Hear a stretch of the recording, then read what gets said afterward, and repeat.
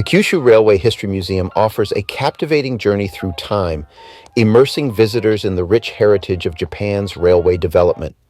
Explore vintage trains, interactive exhibits, and gain insights into the pivotal role Kyushu played in shaping the nation's rail history.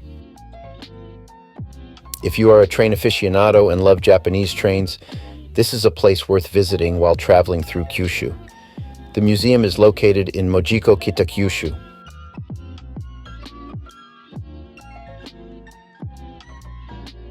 The museum is usually open every day from 9 a.m. to 5 p.m., normal business hours, but they can change sometimes depending on the holidays.